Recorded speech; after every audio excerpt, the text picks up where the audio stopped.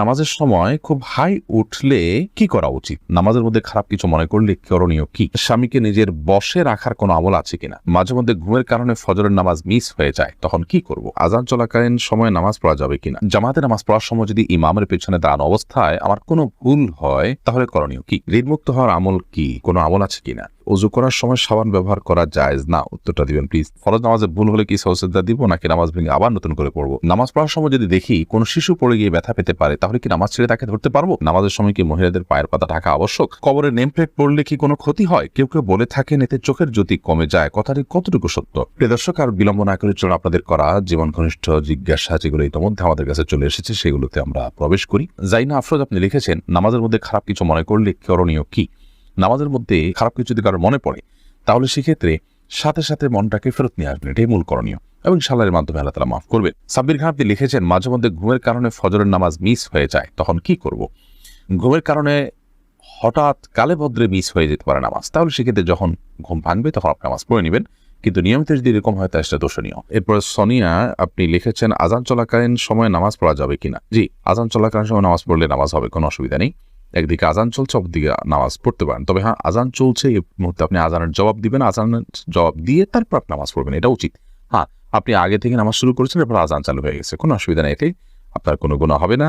অথবা আপনি আজান শোনার পরও যদি নামাজ পড়েন, তাতেও আপনার নামাজ হয়ে যাবে, অসুবিধা নেই। হুমায়রা রহমান আপনি লিখেছেন, নামাজের সময় কি মহিলাদের পায়ের পাতা ঢাকা আবশ্যক? পায়ের তলার অংশ ঢাকতে হবে কিনা সেটার মতো পার্থক্য আছে, এবং টাকার নিচের অংশ ঢাকতে হবে কিনা এটার মতো পার্থক্য আছে। অনেক রকম বলেছেন পুরো ঢাকতে হবে না, অনেক বলেছেন ঢাকতে হবে। ঢাকাটাই নিরাপদ, তবে পায়ের তলাও ঢাকতে হবে, এটি আবশ্যক অবশ্যই নয়। ওবায়েদ এআইডি থেকে আপনি লিখেছেন, জামাতে নামাজ পড়ার সময় যদি ইমামের পেছনে দাঁড়ানো অবস্থায় আমার কোনো ভুল হয়, তাহলে করণীয় কি?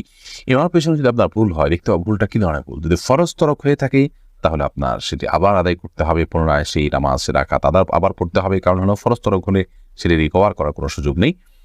ধরুন আপনি রুকুই করলেন না, রাকাতটা চলে গেল, সিজদাই করলেন না, রাকাতটা মিস হয়ে গেল, তাহলে তো ফরজ তরক হয়ে গেল, যদি আপনার নামাজ হবে না, এটা আবার পড়তে হবে রাকাত।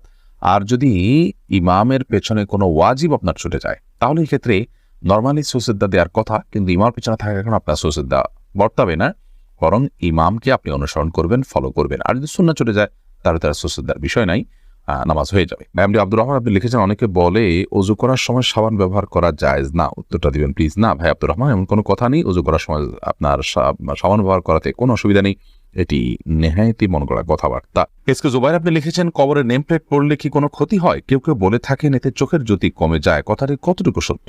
ভাই জুবাইর, এটা একেবারেই অসত্য, একেবারেই অমূলক, একেবারেই আপনার ভিত্তিহীন এবং কুসংস্কারাচ্ছন্ন বিশ্বাস এবং ভক্তি। কবরের নেম প্লেট পড়াতে কোনো অসুবিধা হয় না। অন্য যে কোনো কিছু পড়লে যেরকম তার সাথে আপনার যে কোনো সাধারণ কোনো জায়গাতে আপনি কোনো মানুষের নাম লেখা আছে, তার জন্ম মৃত্যুর সন তারিখ লেখা আছে, এরকম কোনো কিছু দেখলে সেখানে যেরকম কোনো অসুবিধা নেই, কবরের নেম প্লেট পড়াতেও কোনো অসুবিধা নেই, এটা নেহায়েতই কুসংস্কার। মোহাম্মদ হোসেন আপনি লিখেছেন, ঋণমুক্ত হওয়ার আমল কি? কোনো আমল আছে কিনা? ঋণমুক্ত হওয়ার জন্য অনেকগুলো আমল, অনেকগুলো দোয়ার কথা আছে। এর মধ্যে থেকে একটি দোয়া খুব সহজ, সেটা হলো আল্লাহুম্মা কফিনি বিহালালিকা আন হারামিক ওয়া আগনিনি বিফদলিকা আম্মান সিওয়াক।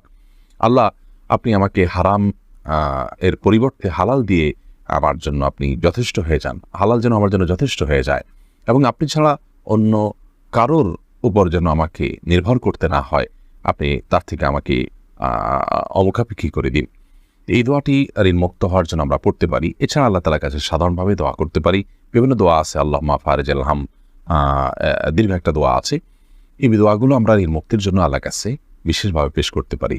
তাছাড়া আরেকটা দোয়া আছে, আল্লাহুম্মা ইন্নী আউযু বিকা আল্লাহুম্মা ইন্নী আউযু বিকা মিনাল হাম্মি ওয়াল হাযান ওয়া আউযু বিকা মিনাল আজজি ওয়াল কাসাল ওয়া আউযু বিকা মিন গালাবাতিদ দাইনি ওয়া কাহরির রিজাল। এই দোয়ার শেষ অংশের অর্থ হলো ওয়া আউযু বিকা মিন গালাবাতিদ দাইন, আল্লাহ, ঋণের প্রাবল্য, ঋণের প্রাধান্য, যেটার কারণে আমার ঋণের বোঝা আমি নুয়ে পড়ি, এটা থেকে আমি আপনার কাছে পানাহ চাই। ওয়া কাহরির রিজাল, এবং মানুষজন আমার উপরে চড়াও হয়, এরকম কোনো পরিবেশ পরিস্থিতির মুখোমুখি হওয়া থেকে আমি আপনার পানাহ চাই। তো এই দোয়াটাও আমরা পড়তে পারি। ঋণ মুক্তির জন্য অনেকগুলো দোয়াই আছে, আমরা সেগুলো অনুসরণ করতে পারি। ইনশাআল্লাহ বিদিনিল্লাহ আমরা এটার উপর ভিন্ন কোনো একটা স্বতন্ত্র ক্লিপে কথা বলার চেষ্টা করবো, আল্লাহ তাআলা তৌফিক দান করে। উর্মি আক্তার উর্মি আপনি লিখেছেন, শুনেছি নর্মাল ডেলিভারিতে সব আছে, এই বিষয়ে একটু বলবেন কি?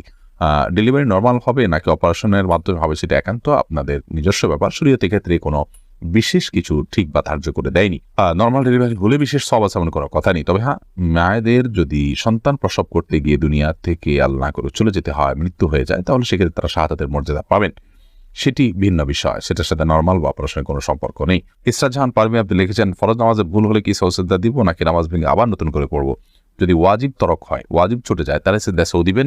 যদি ফরজ ছুটে যায় তাহলে ওই নামাজ আপনাকে আবার পড়তে হবে। আর যদি সুন্নাত ছুটে তাহলে তো কিছুই বিশেষ করার নেই।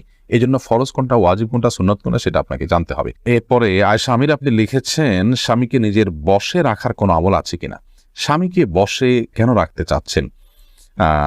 স্বামীকে বশে রাখলে আমার সব কথা শুনবে এমনটি আমরা চাই বা কামনা করি। পৃথিবীতে মানুষ যা চাইবে তার সব হবে, এমনটি আসলে হওয়ার জায়গা পৃথিবী নয়। এমন জায়গা তো জান্নাত।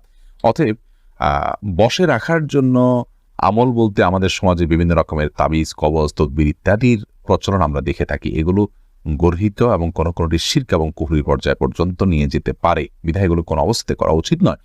স্বামীকে আপনি চান যে স্বামী কোনো আপনার প্রতি জুলুম অবিচার না করুক, আপনার হক ঠিকঠাক আদায় করুক, আপনাকে ভালোবাসুক, সেটা যদি আপনি চান তাহলে সেক্ষেত্রে আপনি নিজে ভালো হয়ে চলুন, তার ভালোবাসা অর্জন করার জন্য চেষ্টা করুন, নিজেকে একজন উত্তম স্ত্রী এবং আকর্ষণীয় করে তার সামনে উপস্থাপন করুন এবং তাকে ভালো মানুষ হওয়ার জন্য বিভিন্ন দিক থেকে হেল্প করুন, আল্লাহর কাছে দোয়া করুন। এগুলো আপনার কর্তব্য। এর বাইরে আপনার গতানুগতিকভাবে আমাদের সমাজে অনেক বোনরা আছেন যে স্বামীকে বশে আনার জন্য বিভিন্ন কবিরাজের কাছে যান, তারা বিভিন্ন আপোষের তাবিজ দেয়। এগুলো গর্হিত কাজ এবং গুনাহের কাজ, কোনো কোনো ক্ষেত্রে ঈমান বিধ্বংসী কাজ হতে পারে এবং এর ফলশ্রুতিতে অনেক সময় ক্ষতির মুখোমুখি হয় মানুষ। বিধায় এগুলো করা উচিত নয়। মাসুম আহমেদ আপনি লিখেছেন, দেনমোহর বেশি দিয়ে বিয়ে করেছি, আমার সবটুকু দেওয়ার মতো অবস্থানে এখন কি করতে পারি? স্ত্রীর কাছ থেকেই বোঝাপড়া করে মাপ চেয়ে নেবেন অথবা দীর্ঘমেয়াদে সেটা আদায় করার জন্য কোনো একটা প্ল্যান করবেন যে কিছু কিছু করে দিয়ে যাতে করে আদায় হয়ে যায়, সে চেষ্টা আপনাকে করতে হবে। মাসুমা আক্তার আপনি লিখেছেন, সৌসেদ্দা দিতে ভুলে গেলে করণীয় কি? যখন স্মরণ আসবে তখন দিয়ে দিবেন। আর যদি আপনি সালাত শেষ করে অন্যদিকে হাঁটাচলা করছেন তারপরে মনে হয়েছে, তাহলে সেক্ষেত্রে আপনি আবার সে নামাজ পড়বেন। শারমিন নাহিম আপনি লিখেছেন, নামাজ পড়ার সময় যদি দেখি কোনো শিশু পড়ে গিয়ে ব্যথা পেতে পারে, তাহলে কি নামাজ ছেড়ে তাকে ধরতে পারবো? যদি দেখেন যে সে ক্ষতিগ্রস্ত হতে পারে, বড় ধরনের ক্ষতিগ্রস্ত, বিশেষ করে জীবন হুমকির মধ্যে পড়তে পারে, এরকম পরিস্থিতি হলে অবশ্যই নামাজ পড়ে আপনি তার জীবন রক্ষা করবেন। শিশু শুধু নয়, যে কোনো মানুষের ক্ষেত্রে প্রযোজ্য। ধরুন আপনি নামাজে দাঁড়িয়েছেন, একজন মানুষ পানিতে পড়ে গেছেন, তিনি সাঁতার জানেন না, তিনি ডুবে মৃত্যুর মুখে পতিত হতে পারেন, আপনি তাকে বাঁচানোর সুযোগ আছে, তাহলে আপনি নামাজ ছেড়ে দিয়ে তাকে বাঁচাতে হবে। এটার ব্যাপারে সমস্ত ফুকাহা কেরাম একমত। ঠিক একইভাবে একটা শিশু, সে যদি কোনো বিপদের মুখে পড়তে যাচ্ছে, আপনি দেখতে পাচ্ছেন যে মৃত্যুর মুখে পতিত হতে পারে, বড় ধরনের বিপদ হতে পারে, আপনি নামাজ ত্যাগ করে তাকে ধরতে পারেন, কোনো অসুবিধা নেই। আর যদি হালকা পাতলা ব্যথা পেয়েছে, মনে হয় যে অন্য কেউ হয়তো ধরবে, হয়তো একটু কান্নাকাটি করে ঠিক হয়ে যাবে, তাহলে সেক্ষেত্রে আপনি নামাজ ছেড়ে তাকে ধরা উচিত নয়। এরপরে নওশিন আক্তার আপনি লিখেছেন, নামাজের সময় খুব হাই উঠলে কি করা উচিত?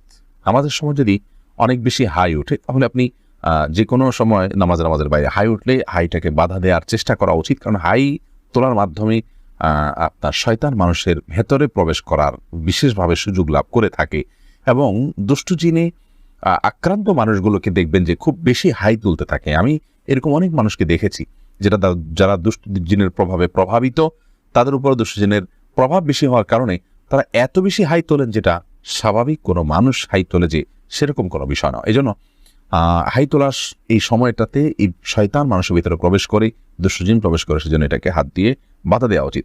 মুখের কাছে হাত বা কোনো কিছু নিয়ে গেলেই কিন্তু হাইটা বন্ধ হয়ে যায়। নামাজের মধ্যে সেই কাজটা আমরা করতে পারি। তবে নামাজের মধ্যে হাই তোলার পর এমনি বিশেষভাবে নামাজের মধ্যে হোক, নামাজের বাইরে হোক, কোনো অবস্থাতেই বিশেষ কোনো দোয়া নেই। লা হাওলা ওয়ালা কুওয়াতা ইল্লা বিল্লাহ আমরা অনেকে পড়ি, এটা পড়তে হবে হাই তোলার পর, এরকম কোনো বাধ্যবাধকতা নেই, বরং আপনি হাত দিয়ে সেটাকে বাধা দেওয়ার চেষ্টা করবেন।